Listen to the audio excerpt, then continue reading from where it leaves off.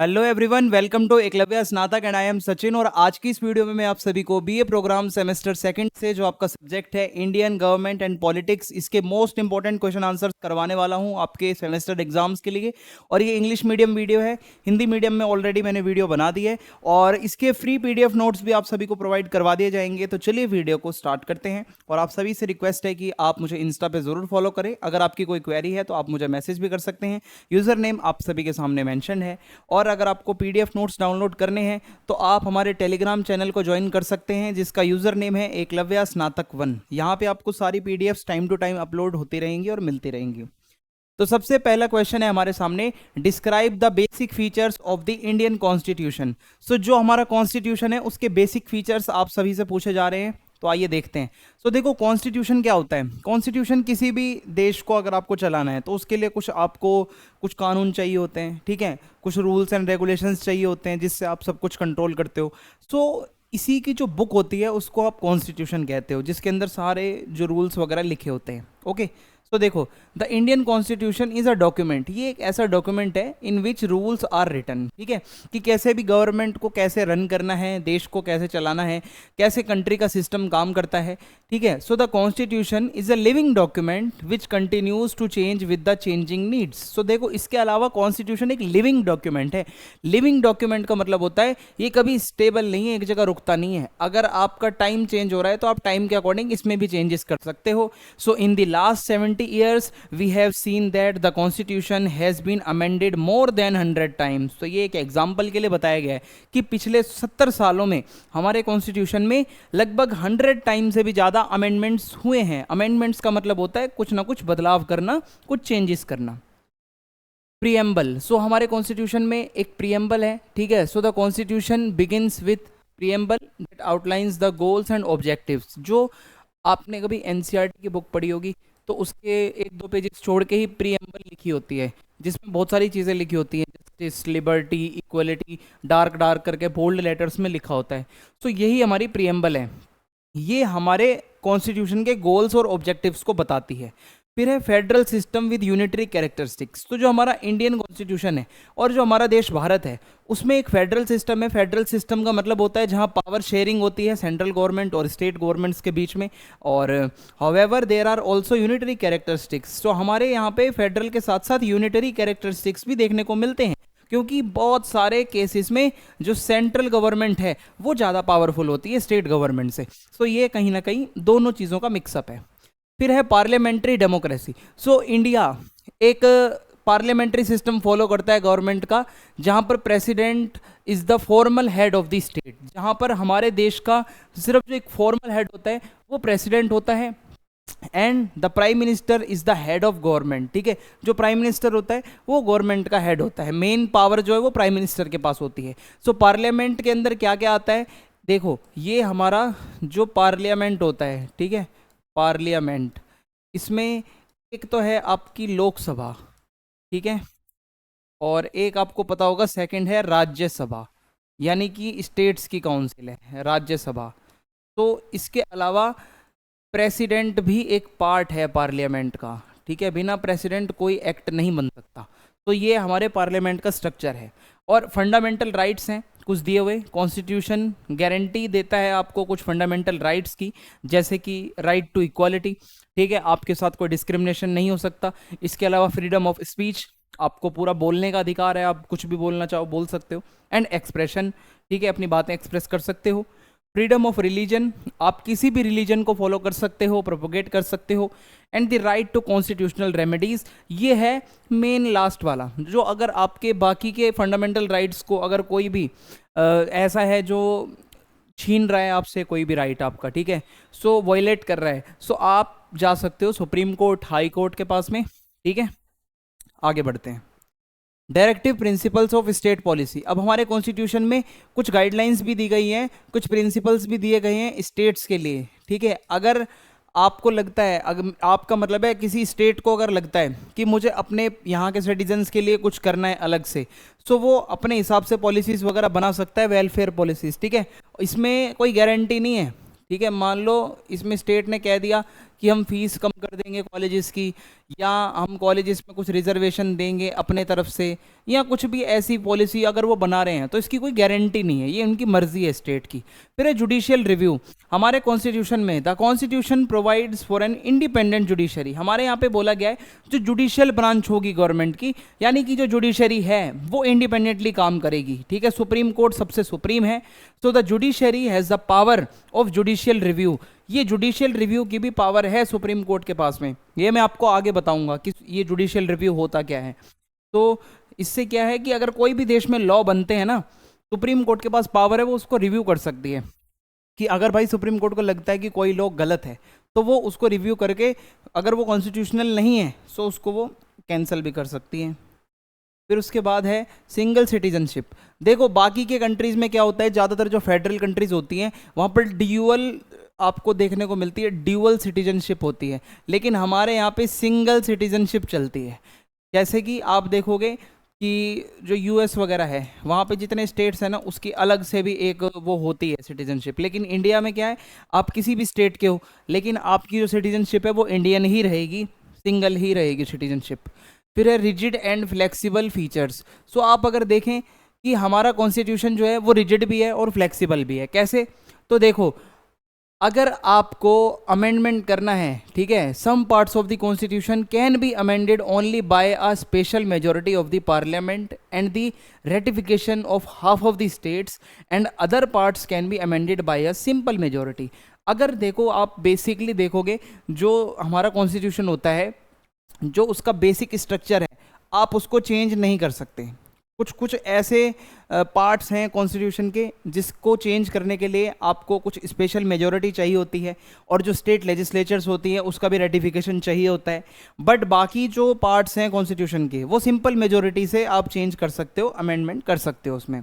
Secular state. So India एक secular country है, यानी कि हमारे यहाँ पे सभी रिलीजन्स को इक्वली मतलब वो इंपॉर्टेंस दी जाती है, which means the state does not support any religion. जो हमारा देश है, जो हमारी सरकार है, वो किसी एक रिलीजन को सपोर्ट नहीं करेगी। So it respects all religions, यानी कि हमारा जो देश है, जो इंडिया है, वो सभी रिलीजन्स की रिस्पेक्ट करता है, ठीक है। और हर सिटीजन को पूरा राइट है कि वो किसी भी रिलीजन को फॉलो कर सकता है। Now the next question is power and functions of the prime minister in India. So हमारे देश भारत में आपको मैंने बताया प्रेसिडेंट जो होता है वो एक फॉर्मल हेड होता है, नाम का होता है। मेन जो पावर्स होती हैं वो हमारे प्राइम मिनिस्टर के पास होती हैं, ठीक है। सो करेंटली 2024 में अगर हम बात करें, अभी इलेक्शंस चल रहे हैं, सो जब मैं ये वीडियो बना रहा हूँ फिलहाल प्रधानमंत्री जो हैं हमारे वो मोदी जी हैं, नरेंद्र मोदी जी। तो इनके बारे में या फिर प्राइम मिनिस्टर के फंक्शंस के बारे में समझते हैं। प्राइम मिनिस्टर जो है वो गवर्नमेंट का हेड होता है, ठीक है। The prime minister heads the council of ministers, यानी कि जितने भी मिनिस्टर्स की काउंसिल होती है उसका भी हेड होता है, और जो एग्जीक्यूटिव ब्रांच होती है गवर्नमेंट की उसका भी हेड होता है। और इसके अलावा adviser to the president, president का सबसे बड़ा एडवाइजर अगर कोई है सो वो प्राइम मिनिस्टर ही होता है। और जो प्रेसिडेंट बहुत सारी जो अपॉइंटमेंट्स करता है, जैसे कि मिनिस्टर्स की, जज of the supreme court, high court and governor of states, इसमें एडवाइस दे सकता है जो प्राइम मिनिस्टर होता है प्रेसिडेंट को, ओके। फिर है लीडर ऑफ पार्लियामेंट। जो प्राइम मिनिस्टर है वो मेनली लीडर होता है पार्लियामेंट का। आप समझ लो कि वो दोनों हाउसेस में रहता है, लोकसभा में भी राज्यसभा में भी। So they play an important role in the legislative process, ठीक है। और प्राइम मिनिस्टर जो है बिल्स वगैरह को भी इंट्रोड्यूस करता है। देखो कोई भी जो एक्ट होता है, एक्ट बनने से पहले वो क्या होता है, बिल होता है, तो उस बिल को इंट्रोड्यूस करने का भी राइट है प्राइम मिनिस्टर के पास। जो डिबेट्स होती हैं पार्लियामेंट में उसमें भी पार्टिसिपेट करता है प्रेसिडेंट। फिर है policy making. The prime minister is involve in policy making and decision making. जो भी देश के लिए जो पॉलिसीज बनाई जाती हैं, जो डिसीजंस लिए जाते हैं इंटरनेशनली, कोई भी बातें हैं, उसमें भी प्राइम मिनिस्टर इन्वॉल्व रहता है। फिर है एडमिनिस्ट्रेशन। द प्राइम मिनिस्टर जो हमारे देश का पीएम होता है वो जितनी भी मिनिस्ट्रीज होती हैं उसके कामकाज को देखता है कैसा चल रहा है, जितने भी डिपार्टमेंट्स होते हैं गवर्नमेंट के, ठीक है। और दे ensure coordination between various ministries, ठीक है। जितनी भी मिनिस्ट्रीज होते हैं, देखो आपको पता होगा होम मिनिस्ट्री होती है, डिफेंस मिनिस्ट्री होती है, ठीक है, फाइनेंस मिनिस्ट्री होती है, और भी बहुत सारी मिनिस्ट्री है, हेल्थ मिनिस्ट्री है, ठीक है, एजुकेशन मिनिस्ट्री है। सो इसमें इन सभी को एक लिंक करने का काम प्राइम मिनिस्टर करता है, ठीक है। आगे बढ़ते हैं अब हम। फिर है फॉरेन अफेयर्स। सो किसी भी कंट्री अगर आप देखोगे खासकर जहाँ पे पार्लियामेंट्री सिस्टम होता है, जहाँ पे प्राइम मिनिस्टर हेड होता है, सो जो उस कंट्री के फॉरेन अफेयर्स होते हैं वो कौन मैनेज करता है? प्राइम मिनिस्टर ही देखता है। यानी कि प्राइम मिनिस्टर ही इंपॉर्टेंट रोल प्ले करता है डिसीजन मेकिंग में और पॉलिसी मेकिंग में। कि यानी कि फॉरेन पॉलिसी का मतलब है किसी भी दूसरे देश के साथ आपको कैसे रिलेशंस रखने हैं और किस देश के साथ समिट करनी है, किस देश के साथ जो है कन्वर्जेशंस करनी है, नेगोशिएशंस करने हैं, एग्रीमेंट करने हैं, ये सब प्राइम मिनिस्टर देखता है। फिर है क्राइसिस मैनेजमेंट। सो अगर देश के ऊपर कोई क्राइसिस आ जाता है, कोई इमरजेंसी आ जाती है, तो सारे सिटीजन्स जो हैं वो प्राइम मिनिस्टर की तरफ देखते हैं। ठीक है, सो प्राइम मिनिस्टर एक लीडर का रोल प्ले करता है यहाँ पे, और उसकी रिस्पॉन्सिबिलिटी है कि अपने सिटीजन्स को सिक्योरिटी देना। फिर है appointment and removal. So prime minister आप देखोगे कि बहुत सारे ऑफिशियल्स के अपॉइंटमेंट में यहाँ पे रिकमेंडेशन देता है प्रेसिडेंट को, and he also has the power to remove ministers, और ये अपने मिनिस्टर्स को भी रिमूव कर सकता है। ओके, और इसके अलावा अगर लोकसभा को डिसोल्यूट करना है, लोकसभा को भंग करना है, सो इसके लिए ये क्या कर सकता है? रिकमेंडेशन दे सकता है जो प्राइम मिनिस्टर होगा कोई भी। ठीक है, आगे बढ़ते हैं। नेक्स्ट क्वेश्चन है, discuss the debates of the constituent assembly on various provisions of fundamental rights. So हमारी कॉन्स्टिट्यूएंट असेंबली में जो डिबेट्स चली थी राइट्स को लेकर, वो आपसे पूछा जा रहा है कि क्या क्या डिबेट्स हुई थी, वो आपको मैं समझाता हूँ। आई होप आपको समझ में आ रहा होगा, आप इजीली अपने एग्जाम में बना के लिख सकते हो। सबसे पहला है inclusion of fundamental rights. So देखो, सबसे पहले there was a consensus among the members of the constituent assembly about the need to include fundamental rights in the constitution. सबसे पहले तो फंडामेंटल राइट्स की ही डिबेट थी कि इनको कॉन्स्टिट्यूशन में डालना है तो कितने राइट्स रखने हैं। So these rights were seen as the necessary safeguards against possible abuses power by the state. और ये बताया गया कि ये जो हमारे फंडामेंटल राइट्स हैं ये कहीं ना कहीं इंपॉर्टेंट हैं हमारी सेफ्टी के लिए, हमारी ग्रोथ के लिए, ताकि जो स्टेट है, जो गवर्नमेंट है, वो पावर का मिसयूज ना करे। ओके, सो ये फंडामेंटल राइट्स कोई नहीं छीन सकता आपसे। फिर है there was debate over which specific rights should be included. अब अगली डिबेट ये थी कि चलो, पहली डिबेट तो ये थी कि फंडामेंटल राइट्स होंगे या नहीं। अब अगली डिबेट ये आ गई कि अगर फंडामेंटल राइट्स होंगे सो उसमें कितने राइट्स होंगे, कौन कौन से होंगे। सो ड्राफ्टिंग कमेटी, ठीक है, डॉक्टर बी आर ठीक है, under the doctor Bhimrao Ambedkar, ठीक है, वो इसके चेयरमैन थे। It prepared a detailed list of fundamental rights. तो भीमराव अंबेडकर जी के चेयरमैनशिप में जो ड्राफ्टिंग कमेटी थी उसने एक बहुत बड़ी लिस्ट बनाई फंडामेंटल राइट्स की, जहाँ पे कई सोर्सेज से ये राइट्स लिए गए थे। आपको पता है कि हमारा जो कॉन्स्टिट्यूशन है उसको कहीं कहीं जो है बोरो, आप कह सकते हो बोरो किया हुआ बैग भी कहा जाता है, क्योंकि हमने बहुत सारे प्रोविजंस अलग अलग कंट्रीज़ के कॉन्स्टिट्यूशन से लिए हैं। ठीक है, सो ऐसे ही एक डॉक्यूमेंट है the universal declaration of human rights. हमने बहुत सारे राइट्स तो यहाँ से भी लिए हैं अपने कॉन्स्टिट्यूशन में। फिर है right to property.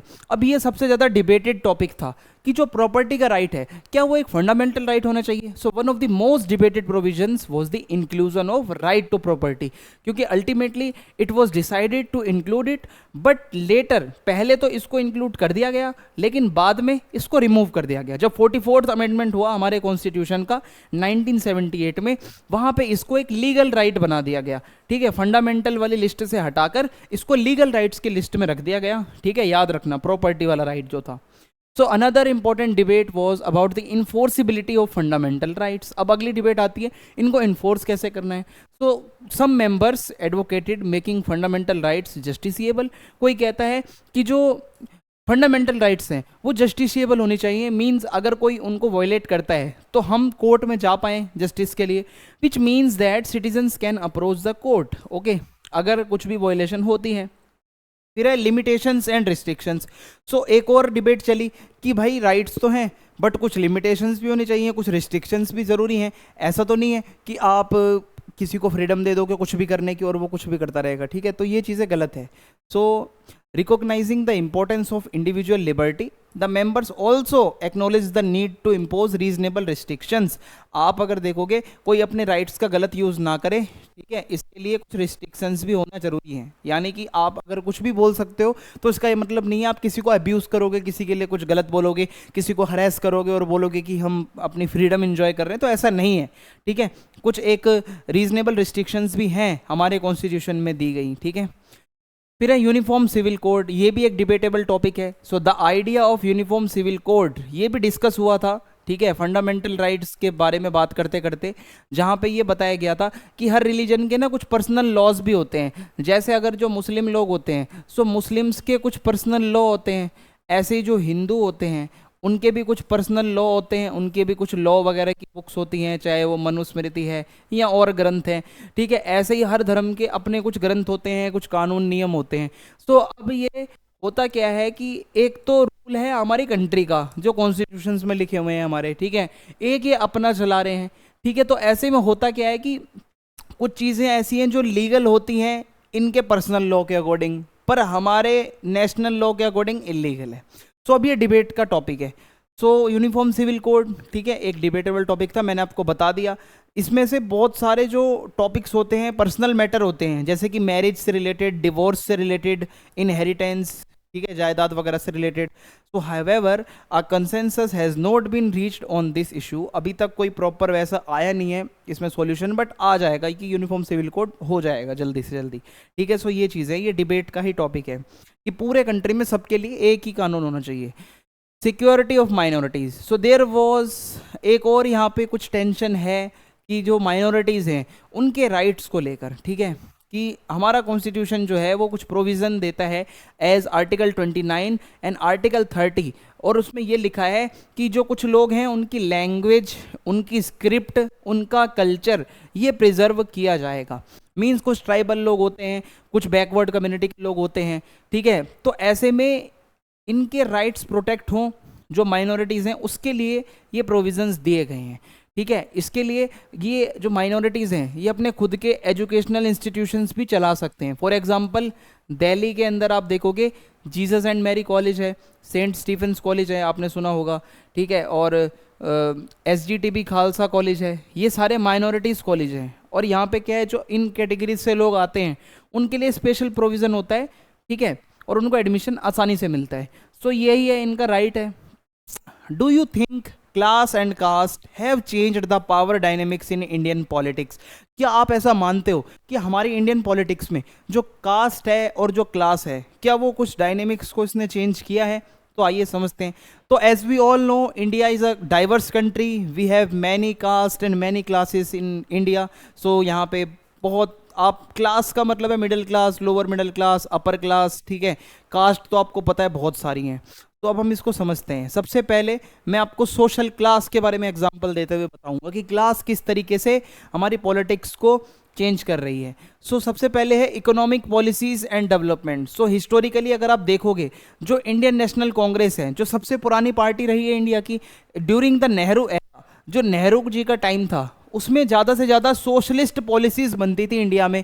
Socialist policy का मतलब क्या होता है, ठीक है, सोशलिज्म जहाँ पे आ जाता है ना, वहाँ पे समझ लो कि वेलफेयर की बात हो रही है, वेलफेयर स्टेट की बात हो रही है। और ये वेलफेयर जो है, गवर्नमेंट अपने जितने भी लोग हैं उन सभी के भलाई के लिए काम करेगी, ऐसी पॉलिसीज़ बनाई जाएंगी ताकि इनइक्वलिटीज़ ना हो, ठीक है। हाउएवर धीरे धीरे जब लिबरलाइजेशन का टाइम आया, जब हमने LPG को अपनाया, L for liberalisation, P for privatisation, G for globalisation, 1991 में जब हमने इसको अपनाया, सो हमारी जो पॉलिसीज़ थी वो चेंज हो गई। सोशलिज्म से हम धीरे धीरे धीरे कैपिटलिज्म की तरफ जाने लगे, और इससे क्या है, बहुत ज़्यादा इकोनॉमिक रिफॉर्म्स हुए जिसका इम्पैक्ट पड़ा मिडिल क्लास के ऊपर, ठीक है। अर्बन रूरल डिवाइड, सो आप देखो, the interest of the urban middle class often differ from the those of the rural poor. आप देखोगे जो अर्बन यानी कि जो शहरों में लोग रहते हैं उनकी प्रॉब्लम्स अलग होती हैं, जो गांव के लोग होते हैं उनकी प्रॉब्लम्स अलग होती हैं, ठीक है। सो अर्बन सेंट्रिक पॉलिसीज़ मींस शहरों को ध्यान में रखते हुए कुछ पॉलिसीज़ होती है, जैसे इंफ्रास्ट्रक्चर का डेवलपमेंट करना, टैक्स वगैरह में रिफॉर्म करना। ये किसी भी तरीके से बेनिफिट देगा क्या गांव के लोगों को? आप इंफ्रास्ट्रक्चर वगैरह शहर में क्या बना रहे हो, या आप टैक्स में क्या घटा रहे हो, क्या बढ़ा रहे हो, इस लोगों को क्या फ़र्क पड़ेगा? कुछ भी फ़र्क नहीं पड़ेगा। तो ये भी चीज़ें होती हैं, अर्बन रूरल डिवाइड है हमारे देश में। फिर है political mobilisation, the rise of regional parties. हमारे देश में एक तो होती है नेशनल पार्टी जो पूरे देश के लेवल पर काम करती है, एक होती है रीजनल पार्टीज़, ठीक है। अब रीजनल पार्टीज़ हैं जैसे कि आम आदमी पार्टी, ये फिलहाल अब तो नेशनल पार्टी बन चुकी है, बट जब आई थी उस टाइम पे तो रीजनल पार्टी थी। तो ये अर्बन मिडिल क्लास की प्रॉब्लम्स को शो करती है। आम आदमी पार्टी के जो मुद्दे होते हैं वो ऐसे होते हैं जो शहरों का जो अर्बन मिडिल क्लास है ना उसका फायदा हो। तो इसके अलावा द शिरोमणि अकाली दल, ठीक है, ये क्या करता है, सिख मिडिल क्लास जो है पंजाब के अंदर उनकी प्रॉब्लम्स को दिखाता है। सो अब क्या है कि क्लास क्लास को लेकर पॉलिटिक्स चलती है, मिडिल क्लास वगैरह को। पॉलिटिकल फंडिंग, देखो the influence of corporate funding in politics has increased. आप देखोगे जो कॉरपोरेट्स होते हैं, जो कंपनियां होती हैं, वो गवर्नमेंट को या अलग अलग पॉलिटिकल पार्टीज को फंडिंग भी करती हैं थ्रू द इलेक्टोरल बॉन्ड्स, ठीक है। ये एक तरीके होते हैं, आप फंडिंग कर रहे हो किसी भी पार्टी को, ठीक है। अब होता क्या है, ये बहुत ज़्यादा बढ़ चुका है। अब जब फंडिंग ज़्यादा आएगी तो ऑब्वियसली वो पार्टी ये सोचेगी कि भाई मैं कॉरपोरेट जो ये लोग हैं, जो ये कंपनी वगैरह वाले लोग हैं, इनके लिए कुछ ज़्यादा सोचें, ठीक है, जो बिजनेस क्लास है इनके लिए ज़्यादा सोचें। सो this has raised concerns about the undue influence of money in shaping political decisions. अब क्या है, पैसे यहाँ पे आ जाते हैं कि जितनी ज़्यादा फंडिंग हो रही है, बिजनेस क्लास ज़्यादा फंडिंग कर रहा है, तो गवर्नमेंट या फिर जो पार्टी है वो उनके बारे में ज़्यादा सोच रही है। ये भी एक प्रॉब्लम है। So the rise of middle class specially in urban areas has led to demands for better governance, ठीक है, transparency and accountability from political leaders. पहले क्या होता था ना, गवर्नमेंट अकाउंटेबल है या नहीं है, या फिर जो ट्रांसपेरेंसी है वो है या नहीं है, वो इतना मैटर नहीं करता था। बट अब जब अर्बन एरियाज में ये जो मिडिल क्लास लोग हैं ना, ये पढ़ भी रहे हैं और ये आगे भी बढ़ रहे हैं, और ये चाहते हैं एक अच्छी गवर्नमेंट हो, ट्रांसपेरेंसी हो और अकाउंटेबिलिटी भी हो, ठीक है। सो दिस हैज़ फोर्स्ड, इसकी वजह से मजबूरन पॉलिटिकल पार्टीज को अब इनके लिए काम करना पड़ता है और पॉलिसीज बनानी पड़ती हैं। अगर नहीं काम करोगे तो अब कोई पागल नहीं बनेगा। फिर है further more class based issues. अब देखो जो क्लास होती है, मिडिल क्लास, अपर क्लास, इनके क्या इशू होते हैं, अनएम्प्लॉयमेंट, ठीक है, बेरोजगारी हो गया, इन्फ्लेशन यानी कि महंगाई हो गया, इकोनॉमिक इनइक्वालिटी हो गया। ये मेन अब मुद्दे बन चुके हैं पॉलिटिकल डिबेट्स के, ठीक है। जहाँ जहाँ भी कैंपेनिंग होती है ना, आपको ये 2-3 वर्ड जरूर सुनने को मिलेंगे, अनएम्प्लॉयबिलिटी, अनएम्प्लॉयमेंट, इन्फ्लेशन, इनइक्वालिटी, ठीक है। और political parties are now keen to focus on economic growth. अब पॉलिटिकल पार्टीज चाहती हैं इन चीज़ों पर फोकस करना और लोगों का भला करना, खासकर मिडिल क्लास वोटर्स को वो अट्रैक्ट करती है गवर्नमेंट या पॉलिटिकल पार्टीज। अब आता है हमारा नेक्स्ट टॉपिक, कास्ट। अब कास्ट का क्या रोल है, आइए समझते हैं। Identity politics. तो हमारे देश में कास्ट बेस्ड पॉलिटिक्स बहुत पहले से चली आ रही है, ठीक है। यहाँ पे बहुत सी पार्टियाँ ऐसी हैं जो सिर्फ अपने आप को एक पर्टिकुलर कास्ट के साथ एसोसिएट करके दिखाती है। जैसे यूपी के अंदर पार्टी है बहुजन समाज पार्टी, ये दलित जो कैटेगरी के लोग हैं उनके लिए काम करती है बेसिकली। और इसके अलावा समाजवादी पार्टी, इनका अपना एक वोट बैंक है यादव कम्युनिटी से। सो ऐसे ही कास्ट बेस्ड पॉलिटिक्स जो है वो भी बहुत ज़्यादा बड़ी है इंडिया के अंदर, ठीक है, वोट बैंक की तरह देखा जाता है कास्ट को। फिर reservation policies. So the system of caste based reservation in education and public employment. आपको पता है हमारी कंट्री में एजुकेशन का और जो सरकारी नौकरी वगैरह में क्या होता है, रिजर्वेशन होता है। सो ये भी एक कंट्रोवर्शियल इशू है। कुछ लोग ये मानते हैं कि इससे पिछड़े हुए लोगों का भला हुआ है, कुछ लोग ये मानते हैं कि इससे जनरल कैटेगरी जो है वो और परेशानी में आ गई है। So although it aims to uplift, इसका मेन एम क्या था रिजर्वेशन का, जो हिस्टोरिकली कुछ ऐसी कम्युनिटीज़ हैं जो बहुत ज़्यादा मार्जिनलाइज रही हैं, जिन्होंने बहुत ज़्यादा टॉर्चर सहन किया है, ठीक है, उनके लिए था ये। लेकिन हो क्या रहा है आज की डेट में, इससे इनइक्वालिटी बढ़ती जा रही है बहुत ज़्यादा, क्योंकि बहुत लोग ऐसे भी हैं जिनकी कास्ट तो हो सकता है एक ज़माने में वो रही हो हिस्टोरिकली मतलब मार्जिनलाइज, लेकिन आज की डेट में वो बहुत अमीर लोग हैं, फिर भी रिजर्वेशन है उनके लिए। तो ऐसे में ये डिबेट का मुद्दा है। फिर इलेक्टोरल अलाइंसेस। देखो कास्ट का जो अर्थमेटिक है ना, उससे अलाइंस तक भी बन जाते हैं। सभी पार्टियों को पता होता है कि हमारे इस रीजनल इस वाले एरिया में कौन सी कास्ट के लोग ज़्यादा रहते हैं, कौन सी पार्टी का इन्फ्लुएंस है, तो भाई जाओ और उसके साथ कर लो अलाइंस, ठीक है, ताकि अगर जीतना है। सो ये स्ट्रेटजी बनाती है कई पार्टियां। Examine the role of the judiciary in India with special reference to judicial review. अब हम इंडिया के अंदर जो जुडिशरी है उसके रोल के बारे में समझेंगे, और जुडिशियल रिव्यू क्या होता है उसको हमें बेसिकली समझना है। आगे बढ़ते हैं। तो हमारे देश के अंदर सुप्रीम कोर्ट सबसे टॉप है, ठीक है, सुप्रीम कोर्ट का डिसीजन ही सभी को मानना पड़ता है, सर्वमान्य है। अब इसके पास, माननीय सुप्रीम कोर्ट के पास एक राइट है जिसको आप कहते हो, एक पावर है जिसको जुडिशियल रिव्यू कहा जाता है। तो समझते हैं इसका मतलब क्या है।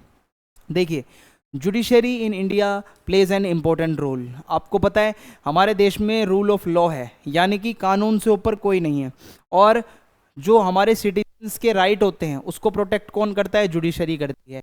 और डेमोक्रेटिक तरीके से इंस्टीट्यूशंस काम करें, इसकी फंक्शनिंग सही से हो, ये कौन इंश्योर करता है? जुडिशरी ही इंश्योर करती है। तो one of the most important power वो है जुडिशियल रिव्यू। अब इसको देखें क्या है इसमें।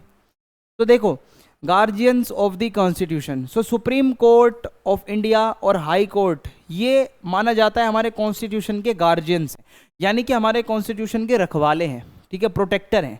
सो they ensure that laws made by legislature, यानी कि सुप्रीम कोर्ट और हाई कोर्ट ये चीज़ देखती है कि जो लेजिस्लेचर है, यानी कि जो हमारी लोकसभा है, राज्यसभा है, इसमें जो लॉज बनाए जा रहे हैं क्या वो अकॉर्डिंग टू कॉन्स्टिट्यूशन है या नहीं है, ठीक है। इसके अलावा वो रिव्यू कर सकता है ना उस चीज़ को। प्रोटेक्टर ऑफ फंडामेंटल राइट्स, अब जुडिशरी जो है वो हमारे फंडामेंटल राइट्स को भी प्रोटेक्ट करती है, गारंटी देती है, ठीक है। It ensures that these rights are not violated, और ये इंश्योर करती है कि जो फंडामेंटल राइट्स हैं उसका कोई भी वायलेशन ना करे, ठीक है, कोई भी गवर्नमेंट या कोई भी इंसान हो उसका वायलेशन ना हो। फिर है इंटरप्रेटर ऑफ लॉज। हमारे देश में जो कॉन्स्टिट्यूशन है या जो हमारे लॉज हैं उसकी जो सही इंटरप्रिटेशन है वो सिर्फ और सिर्फ सुप्रीम कोर्ट ही दे सकता है, उसी के पास ये पावर है। So the judiciary interprets laws made by the legislature, यानी कि जो भी कानून बनता है हमारे पार्लियामेंट में उसकी इंटरप्रिटेशन प्रॉपर सुप्रीम कोर्ट देता है, और अगर कुछ गलत लगता है उसको इम्प्लीमेंट नहीं करना तो वो भी बता सकता है रिव्यू करके। डिस्प्यूट रेजोल्यूशन, सो जो जुडिशरी है वो जितने भी डिस्प्यूट्स होते हैं, जो मसले होते हैं between individuals and the state, यानी कि मान लो Rajasthan versus Haryana, state versus state का कोई डिस्प्यूट है तो इसमें सुप्रीम कोर्ट काम करता है। या मान लो कोई आदमी है जिसका नाम है राकेश और वर्सेस स्टेट ऑफ राजस्थान, तो ऐसे भी केस होते हैं कि किसी पर्सन और स्टेट के बीच भी केस होता है तो वो भी सुप्रीम कोर्ट में आ सकता है, ठीक है। तो state versus state, person versus state, ये कुछ भी हो सकता है। Check on the executive and the legislature, यानी कि जो एग्जीक्यूटिव ब्रांच है गवर्नमेंट की और जो लेजिस्लेचर है वो सही से प्रॉपरली फंक्शनिंग कर रही है नहीं कर रही, अकॉर्डिंग टू कॉन्स्टिट्यूशन कर रही है नहीं, उसके जो एक्शंस हैं उसको टाइम टू टाइम चेक करता है। And this ensures that they do not overstep their constitutional limits, और कोई भी गवर्नमेंट अपनी लिमिट्स को क्रॉस ना करे, इस चीज़ को सुप्रीम कोर्ट इंश्योर करता है और सिटीजन्स को प्रोटेक्ट करता है इससे। अब आते हैं जुडिशियल रिव्यू के ऊपर और आगे बढ़ते हैं, ठीक है। ये तो अभी तक आप समझ रहे हो जुडिशरी के बारे में। So judicial review is the power of judiciary to review and determine the constitutional to determine the constitutionality of laws, यानी कि इसका ये मेन मतलब ये है कि अगर हमारे पार्लियामेंट में कोई लॉ बनाया गया है तो क्या वो अकॉर्डिंग टू कॉन्स्टिट्यूशन है या नहीं है, इसको रिव्यू करने की पावर को ही जुडिशियल रिव्यू कहा जाता है। तो this power is derived from the constitution of India, ये पावर सुप्रीम कोर्ट को हमारा कॉन्स्टिट्यूशन देता है, ठीक है। और कॉन्स्टिट्यूशन हमारे देश का सुप्रीम लॉ है, मीन सबसे बड़ा कानून वही है। अब इसके अलावा सुप्रीम कोर्ट के पास कुछ रिट पावर होती हैं। आर्टिकल 32 जो है कॉन्स्टिट्यूशन का वो सुप्रीम कोर्ट को कुछ रिट्स की पावर देता है। मैं आपको समझाता हूँ वन बाय वन क्या क्या है इसमें।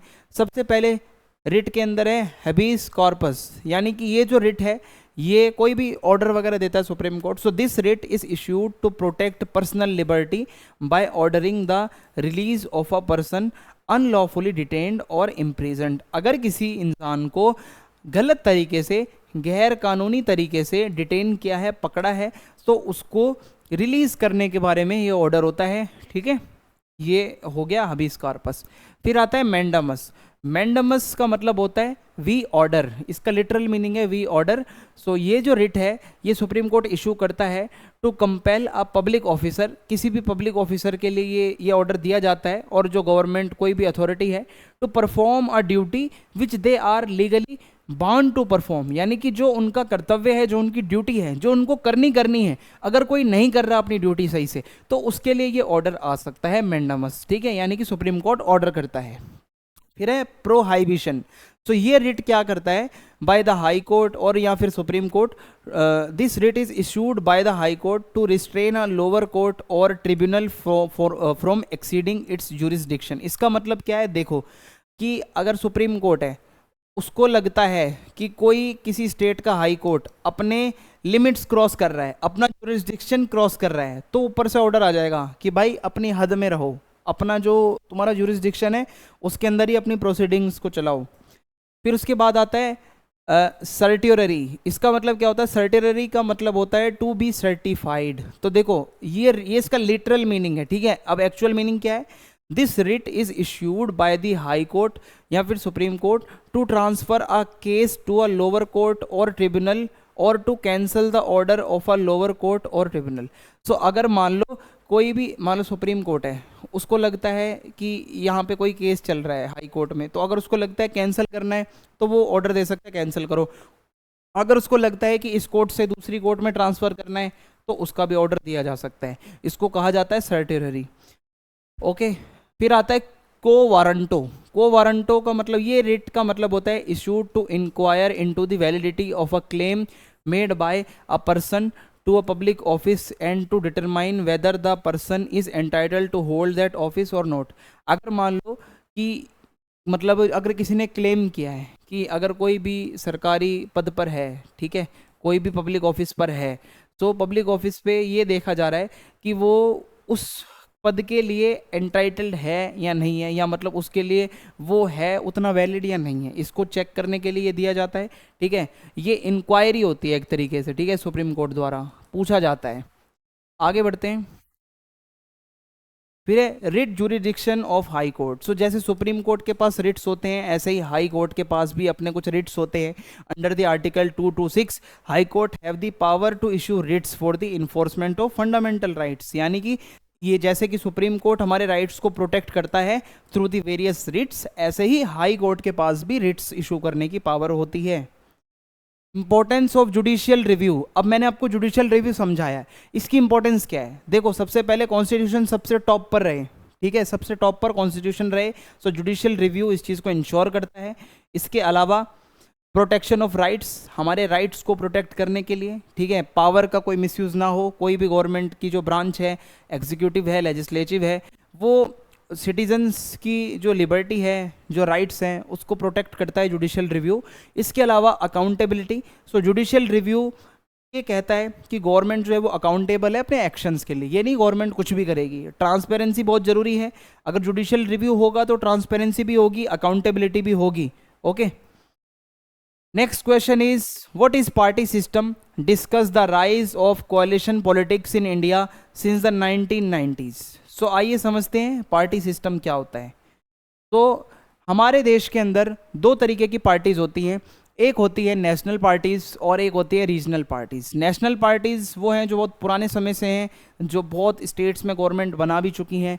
वहीं रीजनल पार्टीज़ में वो पार्टीज़ आती हैं जो अभी एक छोटे किसी रीजन में ग्रो कर रही हैं। So national parties includes BJP, communist party, NCP, Congress, Baspa, CPI, ठीक है। अब इसमें आप आम आदमी पार्टी को भी ऐड कर सकते हो, वो भी एक नेशनल पार्टी है, ठीक है। इसके अलावा regional party include Samajwadi party, ठीक है, और भी बहुत सारी हैं, जेडीयू वगैरह, तृणमूल कांग्रेस, ठीक है।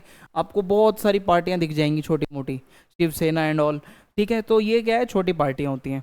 अब ये पार्टियां जब से रीजनल वाली आई हैं ना हमारे पॉलिटिक्स में, सो उसके बाद क्या हुआ है, कोएलिशन पॉलिटिक्स का एरा स्टार्ट हुआ है। मीन्स अब लोग क्या करते हैं, अपना अलाइंस बनाते हैं। जैसे अभी 2024 के जो इलेक्शंस होने वाले हैं उसमें INDIA अलाइंस बना है, जिसमें कांग्रेस, आम आदमी पार्टी, कई सारे जो एंटी बीजेपी पार्टीज़ हैं उन्होंने अपना अलाइंस बनाया है। ऐसे बीजेपी का भी अपना एक अलाइंस होता है, ठीक है। सो ये अलाइंस वाला सिस्टम क्या है समझते हैं। देखो पार्टी सिस्टम का मतलब होता है कि आप ये देखो कि कितनी पॉलिटिकल पार्टी होंगी सबसे पहले तो, ठीक है। सो आप देखो तो कई देशों में अलग अलग पार्टी सिस्टम होता है। कहीं पर 2 पार्टी सिस्टम होता है, जैसे कि यूएसए के अंदर ऐसा देखा जाता है। कहीं कहीं देखो 2 पार्टी सिस्टम में 2 ही मेजर पार्टीज होती हैं। कहीं कहीं पर क्या होता है, मल्टी पार्टी सिस्टम होता है। तो कहीं कहीं पर क्या होता है, 1 पार्टी सिस्टम होता है, जैसे चाइना है, ठीक है। तो ये पार्टी सिस्टम है हमारा। आगे बढ़ते हैं। इन दी कंटेक्स्ट ऑफ इंडिया, भारत की बात करें तो हमारे यहाँ मल्टी पार्टी सिस्टम है, और हमारे यहाँ पे जो कोएलिशन पॉलिटिक्स है, मींस अलायंस बना के चुनाव लड़ना, ये 1990 से स्टार्ट हुआ था। क्योंकि बिफोर 1990s इंडिया के अंदर सबसे ज़्यादा डोमिनेशन था एक सिंगल पार्टी का, और वो थी इंडियन नेशनल कांग्रेस। ठीक है, कांग्रेस ने बहुत ज़्यादा डोमिनेट किया है हमारी पॉलिटिक्स को, और since the independence. So however in the 1990s अगर आप देखोगे यहाँ पे क्या है कि अब कांग्रेस थोड़ा सा वीक पड़ जाती है, उतनी मेजोरिटी अकेले नहीं ले पाती है। सो यहाँ पे क्या होता है, फिर कोalition गवर्नमेंट का जो एरा है वो स्टार्ट हो जाता है। मीन्स जो और छोटी छोटी रीजनल पार्टीज हैं उनको बनाकर अपने साथ में अलायंस बनाना।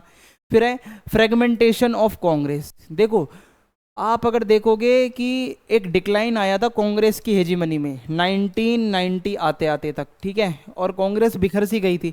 सो ऐसे में फिर क्या होता है, एमरजेंस होता है रीजनल पार्टीज का। So regional parties begin to gain prominence especially in states with strong regional identities and issues, और खासकर स्टेट के अंदर, सेंट्रल लेवल पर तो नहीं बट स्टेट लेवल पर जो रीजनल पार्टीज होती है ना, उनका इन्फ्लुएंस भाई बहुत ज़्यादा होता है। आप ये समझ लो आम आदमी पार्टी का इन्फ्लुएंस कितना ज़्यादा हो गया था जब से वो आई थी। ये तो अभी नेशनल पार्टी बनी है, इससे पहले तो रीजनल पार्टी थी ना वो। फिर है Mandal commission and social justice movement. तो आप अगर देखोगे the implementation of the Mandal commission recommendations, जो मंडल कमीशन है उसने कुछ चीज़ें रिकमेंड करी थी इन द अर्ली 1990s, जिसमें से सबसे मेन बात थी ओबीसी कैटेगरी के लिए 27% का reservation in the education and in the government sector jobs. तो इससे क्या होता है कि वेरियस कास्ट और community based politics mobilisation start हो गई। अब हर कोई अलग अलग कम्युनिटी के लिए वादे करने लगा, इस कम्युनिटी के लिए मैं ये करूंगा वो करूंगा। So these parties played an important role in कोalition पॉलिटिक्स। ठीक है, सो ये स्पेसिफिक कास्ट क्लास के मुद्दे जो पार्टियां लेके आती है ना, ये बहुत ज़्यादा वोट खिंचवाती हैं। फिर है economic reforms and globalisation. So economic आप देखोगे 1991 में हमारे देश में इकोनॉमिक रिफॉर्म्स हुए थे। इंडियन इकोनॉमी में बहुत ज़्यादा नई नई चीज़ें ऐड की गई थी। सो इससे क्या होता है कि एक बिजनेस क्लास की तरफ इंटरेस्ट बढ़ने लगा पार्टीज़ का, कि हाँ भाई हमें जो बिजनेस क्लास है उसको भी खुश रखना है। सो कुछ ऐसी पार्टीज़ भी आई जो बिजनेस क्लास के इंटरेस्ट के बारे में बातें करने लगी। Electoral politics. सो हमारे देश में क्या है, first pass the post system चलता है। मींस जिसके पास सबसे ज़्यादा वोट होंगे वो पार्टी जीत जाएगी। तो इससे क्या होता है, पार्टी किसी भी हालत में अलाइंस बनाना चाहती है कि मान लो कहीं पे 4 वोट कम पड़ रहे हैं, भाई किसी को पकड़ लो, मिला दो अपने ग्रुप में, अलाइंस बना लो, जीत जाओगे। सो एज अ रिजल्ट कोalition पॉलिटिक्स बिकेम अ प्रैक्टिस। अब तो यहाँ पे कोalition होती है हर जगह पे। फिर स्टेट लेवल पॉलिटिक्स। सो रीजनल पार्टीज़ का जब से राइज हुआ है तो स्टेट लेवल पॉलिटिक्स जो है, ठीक है, आप अगर देखोगे उनकी एबिलिटी है ये रीजनल पावर्स की। जो रीजनल पार्टीज़ होती हैं वो एक अच्छी खासी सीट जीत जाती हैं अपने एरिया में, अपने स्टेट वगैरह में। सो उनका फ़ायदा फिर लोकसभा में भी हो सकता है। ठीक है, so regional parties often play an important role. Regional जो छोटी मोटी पार्टी है उनको आप हल्के में नहीं ले सकते, उनकी जो सीट्स हैं वो आप मिला दोगे तो कोई पार्टी जीत भी सकती है उस सीट को। तो ये सब बातें हैं। Since the 1990s कोalition government have become the norm. एक नॉर्मल चीज़ हो चुकी है, अब तो ये हर कोई करता ही है। कोई पार्टी ऐसी है जो इलेक्शन से पहले अलायंस बना लेती है, जिसको प्री पोल इलेक्शन और प्री पोल अलायंस कहा जाता है। कुछ पार्टीज ऐसी हैं जो कि इलेक्शन के बाद में अलायंस बनाती हैं, जिसको पोस्ट पोल कोalition कहा जाता है। हर कोई अपनी मैथमेटिक्स देखता है, ठीक है, कि कैसे कोalition बनाना है। So coalition politics in India has had both positive and negative effects. अब इसके कुछ फ़ायदे भी हैं, इसके कुछ नुकसान भी हैं। So on the positive side अगर आप देखो, so this has led to the greater representation. इसका फ़ायदा तो ये है कि अगर कोalition होगा तो अलग अलग जो है जगहों से लोग आएंगे, अलग अलग रीजनल पार्टीज़ आएंगी, तो उतनी ज़्यादा रिप्रेजेंटेशन होगी, उतना ज़्यादा डाइवर्सिटी होगी। ठीक है, इससे क्या है और ज़्यादा एक इंक्लूसिव अप्रोच मिलती है। हाउएवर इसके कारण इनस्टेबिलिटी भी आ सकती है। अब मान लो आपने कोalition गवर्नमेंट बनाई है, ठीक है, किसी की सपोर्ट लेके, कल को वो बंदा बोले मैं नहीं दे रहा सपोर्ट, जा भाई, फिर आप क्या करोगे, गवर्नमेंट गई। सो इसके पॉजिटिव भी हैं और कुछ नेगेटिव बातें भी हैं। Examine the challenges faced in the process of linguistic reorganisation of states in India. अब हमारा देश जब आज़ाद हुआ था 1947 में, उसके बाद हमारे स्टेट्स का जो रीऑर्गेनाइजेशन का प्रोसेस था, दोबारा से नए स्टेट बनाने का, उसमें क्या हुआ था, लैंग्वेज के बेस्ड पे स्टेट्स बनने थे या क्या था, वो सब आपको बताऊंगा। सो आपको पता है हमारा जो देश भारत है उसमें बहुत सारी लैंग्वेजेस बोली जाती हैं। ठीक है, मराठी है, गुजराती है, ओडिया है, तमिल है, तेलुगु है, कन्नड़ है, हिंदी है, बांग्ला है, संस्कृत है। तो अब ये देखना है हमें कि कैसे रीऑर्गेनाइजेशन हुआ। सो लिंग्विस्टिक रीऑर्गेनाइजेशन मीन्स लैंग्वेज के बेसिस पर रीऑर्गेनाइजेशन करना इंडिया में, जो कि हुआ 1953 से 1966 के बीच में, ये एक इंपॉर्टेंट पॉलिटिकल और एडमिनिस्ट्रेटिव अंडरटेकिंग था, ऐसा काम था ये हमारी गवर्नमेंट का। Although the reconstructing was intended to promote national unity, reconstruction करने का मेन जो मोटिव था वो यही था कि यूनिटी हो देश के अंदर, बट इससे बहुत सारे चैलेंजेस आ गए। यूनिटी तो आई या ना आई वो बात की बात है, बट चैलेंजेस बहुत आ गए। सबसे पहला है आइडेंटिफिकेशन ऑफ लिंग्विस्टिक बाउंड्रीज। सो सबसे बड़ा चैलेंज ये था कि लिंग्विस्टिक बाउंड्री कैसे बनाई जाए। मान लो एक रीजन में 10 लैंग्वेज बोली जा रही हैं, तो क्या 10 राज्य बना दोगे, 10 स्टेट्स बना दोगे, कैसे होगा? ये सबसे बड़ी प्रॉब्लम थी, क्योंकि ओवरलैप कर रही है कई स्टेट्स में लैंग्वेज, सेम लैंग्वेज और स्टेट्स में भी बोली जा रही है, फिर आप वहाँ कैसे करोगे? तो ये एक बहुत डिफिकल्ट था बाउंड्री बनाना। पॉलिटिकल अपोजिशन, सो ये जो रिकंस्ट्रक्टिंग का प्रोसेस था, इससे कुछ लोगों ने ये भी बोला कि हम इसको अपोज करते हैं। Some leaders and communities felt that, कुछ लोग ये मानते हैं कि अगर ये लिंग्विस्टिक बेसिस पे आपने रिकंस्ट्रक्शन किया ना, तो यूनिटी को खतरा हो जाएगा देश की, इससे क्या है हमारी नेशनल यूनिटी खतरे में आ सकती है। फिर है एडमिनिस्ट्रेटिव एंड इकोनॉमिक कंसर्न्स। अब क्या है कि भाई अगर नए स्टेट्स बनाओगे, नई सरकार बनेगी, नए सिरे से खर्चा करोगे, नए इलेक्शंस होंगे, नई वहाँ की इकोनॉमिक पॉलिसीज बनेंगी, फाइनेंशियल चैलेंजेस किस पे आएंगे? अल्टीमेटली भारत सरकार के ऊपर आएंगे, गवर्नमेंट ऑफ इंडिया के ऊपर आएंगे। फिर रीजनल इम्बैलेंस, तो जब ये रीऑर्गेनाइजेशन हुआ तो इससे क्या हुआ, कुछ स्टेट्स का तो बहुत फायदा हो गया, कुछ स्टेट्स बहुत आगे चले गए इकोनॉमिक डेवलपमेंट में, इंफ्रास्ट्रक्चर डेवलपमेंट में, जबकि रीजनल इम्बैलेंस भी हुआ, कुछ स्टेट्स ऐसे थे जो बहुत पीछे रह गए डेवलपमेंट में as compare to other states, तो ये भी एक प्रॉब्लम थी। सोशल एंड कल्चरल इश्यूज, अब यहाँ पे क्या है, linguistic reconstructing has sometimes exaggerated existing social and cultural tensions, जैसे कि कुछ केसेस में minority linguistic communities felt marginalised और threatened by the dominant linguistic group. अब कहीं कहीं क्या होता है, मान लो कोई स्टेट है, वहाँ पे किसी पर्टिकुलर मान लो कोई कम्युनिटी है जिसकी वो कुछ लैंग्वेज बोलने वाले लोग ज़्यादा हैं, उनका डोमिनेशन बढ़ गया, ठीक है। अब जो यहाँ पे माइनॉरिटीज़ रह रही हैं बेचारे जो थोड़े बहुत हैं, उनको ऐसा लग रहा है कि ये लोग तो हमें डोमिनेट कर रहे हैं मिलके, ठीक है। तो ये चीज़ें भी थी कहीं ना कहीं। रिसोर्स एलोकेशन, अब एक और प्रॉब्लम है, अब जब नया स्टेट बनेगा उसको रिसोर्सेज भी चाहिए, पानी भी चाहिए, इंफ्रास्ट्रक्चर भी चाहिए, ठीक है, तो ये भी एक इशू था। सो इससे डिस्प्यूट्स होने लगे, ठीक है। मान लो एक स्टेट था, इसमें से काट कर 2 बना दिया, हरियाणा पंजाब, ये पानी के लिए लड़ रहे हैं आपस में, नेचुरल रिसोर्सेज के लिए लड़ रहे हैं, तो ये सारी चीज़ें भी आई सामने। India is a welfare state discuss, Bharat एक वेलफेयर स्टेट है या नहीं है, ये अब हमें डिस्कस करना है। सो आइए समझते हैं। सो इंडिया को कहा जाता है कि ये एक वेलफेयर स्टेट है, ठीक है। हमारा जो पॉलिटिकल सिस्टम है जहाँ पर गवर्नमेंट जो है वो हमारी जनता की भलाई के लिए, वेलफेयर के लिए काम करती है। सो कॉन्सेप्ट जो है वेलफेयर स्टेट्स का, इसका मतलब यही है कि सोशल और इकोनॉमिक सिक्योरिटी मींस गवर्नमेंट जो है इसके ऊपर काम करे और लोगों को कोई टेंशन ना आए, अलग अलग प्रोग्राम्स चलाए, गवर्नमेंट इनिशिएटिव्स ले। तो देखो सोशल वेलफेयर प्रोग्राम्स, तो भारत के अंदर बहुत सारे सोशल वेलफेयर प्रोग्राम चलाए गए हैं, जैसे कि Mahatma Gandhi national rural employment guarantee, जिसको मनरेगा एक्ट भी कहा जाता है, जो ये गारंटी देता है कि 100 दिनों की दिहाड़ी या फिर जो काम है वो मिलेगा रूरल जो लोग होते हैं गाँव के लोगों को, ठीक है, ये फ़ायदा मिलेगा। सो ये क्या है, वेलफेयर का ही तो काम है। द पब्लिक डिस्ट्रीब्यूशन सिस्टम, जो आपको सस्ते रेट पर अनाज मिलता है, चावल मिलता है, गेहूं मिलता है, ये क्या है, ये भी गवर्नमेंट की स्कीम है ताकि आपका भला हो सके, ठीक है। तो ये देखिए, ये मनरेगा वाले मजदूर हैं जो अपना काम कर रहे हैं, इनको 100 दिन का काम तो मिलता ही है जो इसके अंदर है।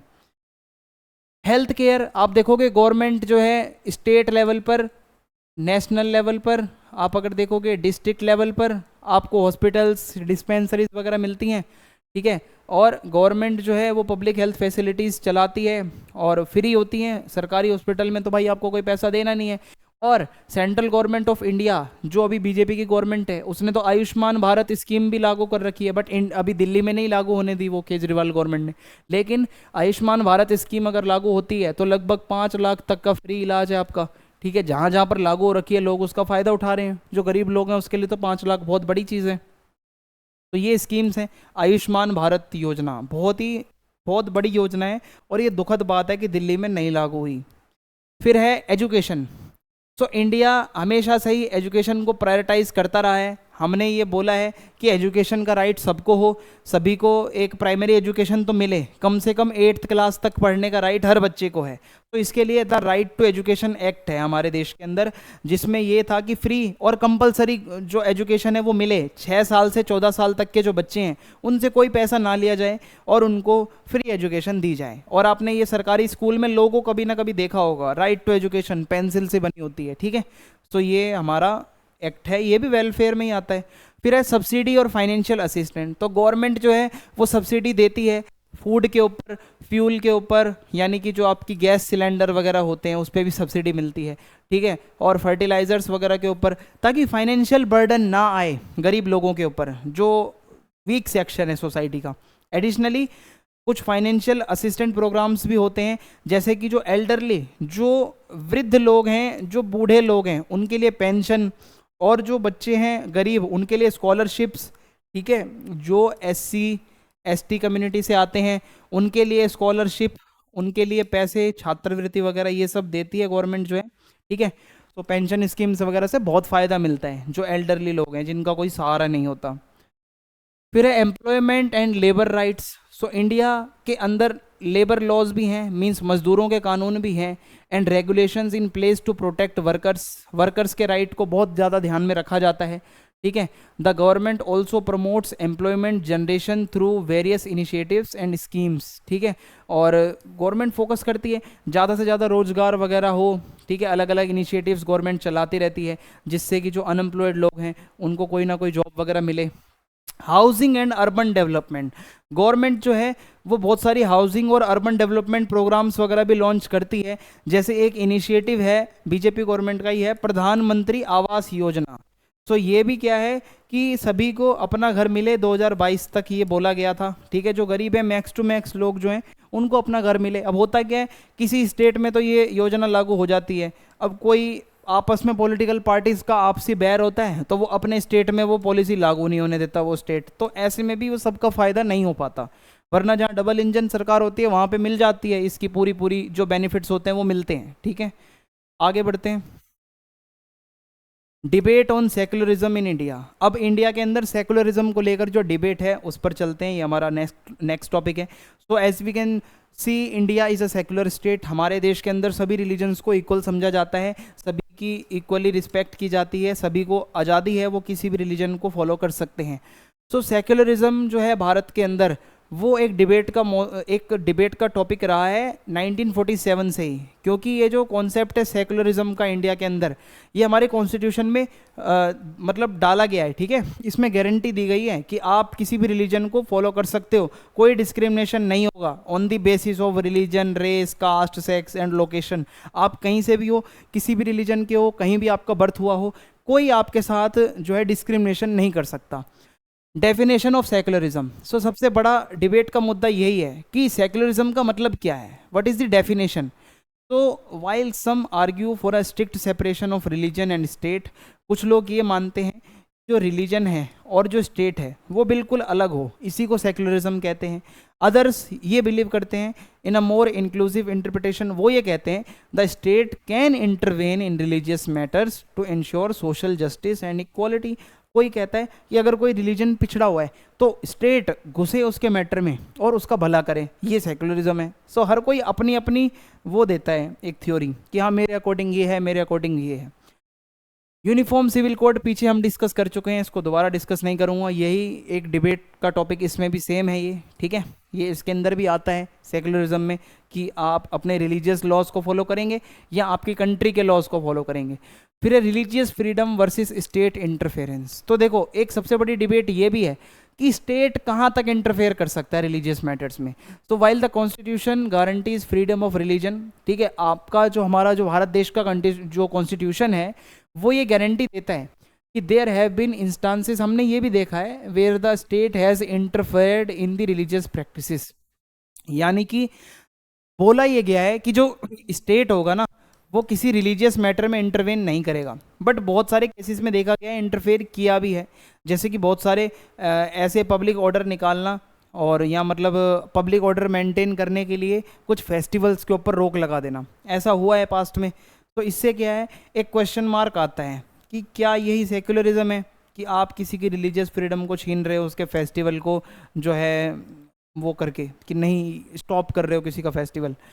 Communalism and identity politics. So communalism जिसका मतलब होता है organising religious identities for political gain, अपने पॉलिटिकल फायदे के लिए अपनी रिलीजियस आइडेंटिटी बता के वोट खींचना कम्युनलिज्म कहलाता है। So identity politics based on the religion, caste and ethnicity, ये तो हमारी सोसाइटी में बहुत पहले से ही है, ठीक है। और इससे क्या है कि लोग, खासकर जो नेता लोग हैं, वो उसको टूल की तरह यूज़ करते हैं, वोट बैंक की तरह। Communalism, identity politics, caste based politics, ये सारा मैं आपको पीछे पढ़ा चुका हूँ। Secularism versus Hindutva.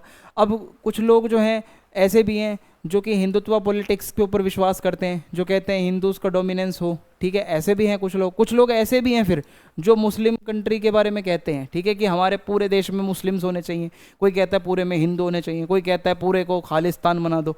यानी कि हर रिलीजन में आपको कहीं ना कहीं ऐसे लोग दिखेंगे। सो इसमें क्या है कि कुछ लोग मानते हैं कि हिंदू मेजोरिटी में है तो ये नेशन उन्हीं का है, ठीक है, और यही सब चीज़ें। सो क्रिटिक्स ये कहते हैं कि Hindutva as threat to the secular fabric of the country. तो कुछ लोग मानते हैं अगर ऐसी आइडियोलॉजी रखोगे तो ये हमारे देश के लिए खतरा भी है एक तरीके से, अगर हम सेकुलरिज्म के उसके चश्मे से देखें, ठीक है। यानी कि ये चीज़ें हर रिलीजन से उठती हैं, ज़रूरी नहीं बस ये हिंदू रिलीजन में ही या सनातन धर्म में आपको मिलेगा, ये हर धर्म के कुछ ऐसे तत्व होते हैं, ऐसे लोग होते हैं जो ये चाहते हैं कि सेकुलरिज्म ख़त्म हो और पूरा हमारे रिलीजन का दबदबा हो। फिर religious minorities and secularism. The status and rights of the religious minorities including Muslim, Christian, Sikh and others have been a point of concern in the debate and secularism. अब इनके ऊपर भी एक डिबेट चलती है, सिख लोगों के ऊपर, क्रिश्चियंस के ऊपर, मुस्लिम्स के ऊपर। जो क्रिटिक्स हैं वो आर्ग्यू करते हैं that religious minorities in India often face discrimination. बोला जाता है कि हमारे इंडिया में जो कुछ रिलीजियस माइनॉरिटीज़ हैं वो भेदभाव का सामना करती हैं, ठीक है, चाहे वो सिख हो, मुस्लिम हो, ठीक है, या क्रिश्चियन हो, एंड प्रोसिक्यूशन, ठीक है। और ऐसा देखा जाता है कि ये चीज़ गलत है, ऐसा नहीं होना चाहिए। So proponents of secularism emphasise the importance of protecting the rights. So secularism में सबसे बड़ी बात यही कही जाती है, जो रिलीजियस फ्रीडम है माइनॉरिटीज़ की, जो उनके राइट्स हैं उसको प्रोटेक्ट किया जाए, और जो हमारा देश है उसका ये काम है, जो हमारे देश की गवर्नमेंट है वो प्रोटेक्ट करे।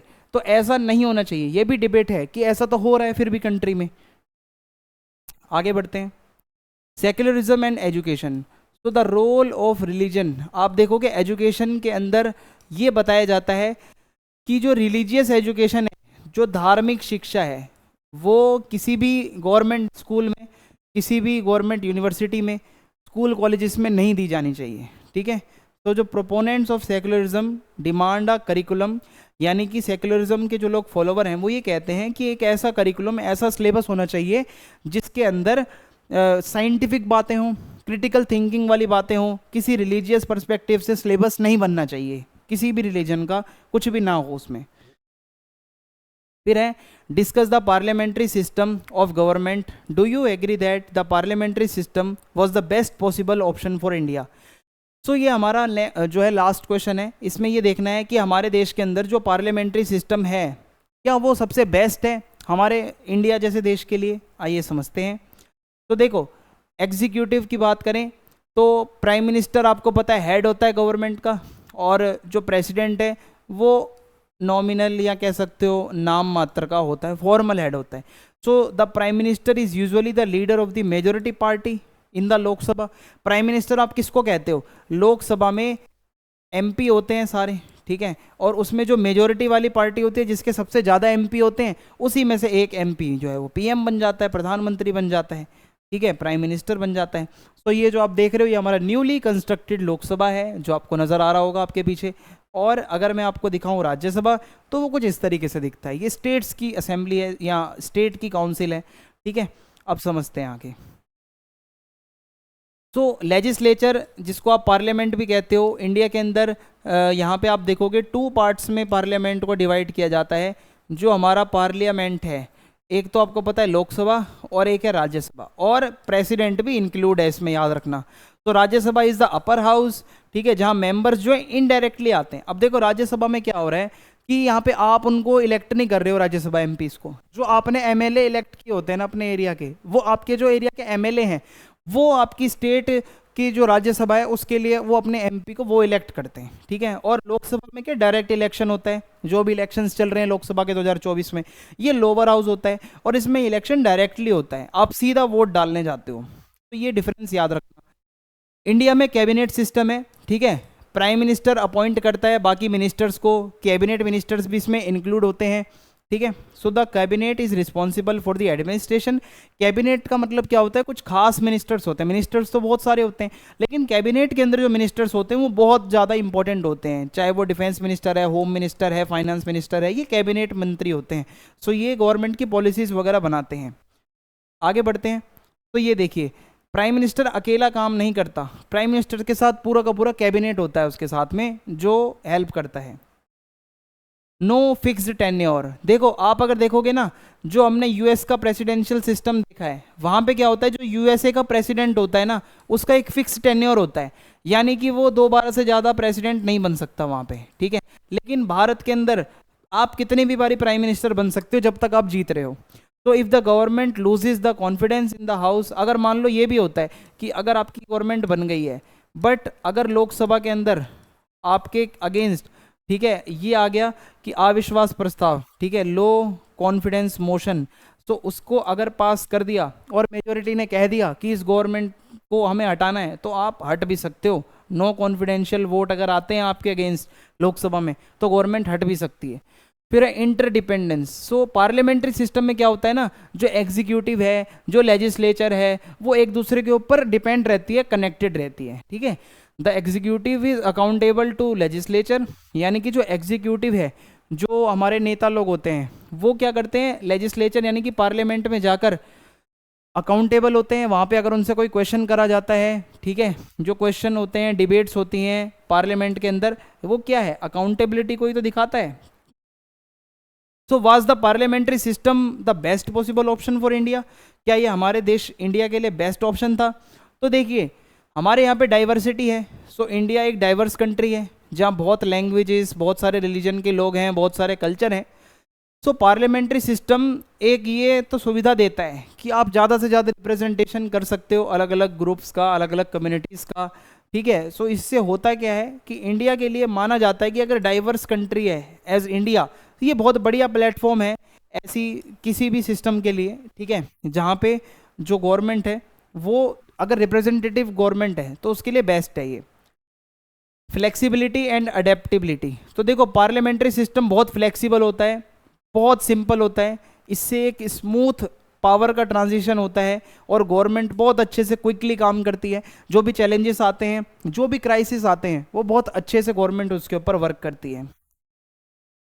तो इसी के साथ वीडियो हमारे यहाँ पे खत्म होती है। अगर आपको वीडियो अच्छी लगी है तो आप चैनल को सब्सक्राइब करना ना भूलें, वीडियो को लाइक करें और वीडियो को शेयर कर दें, फीडबैक लिखना ना भूलें। जय हिंद, जय भारत, मिलते हैं नेक्स्ट वीडियो में।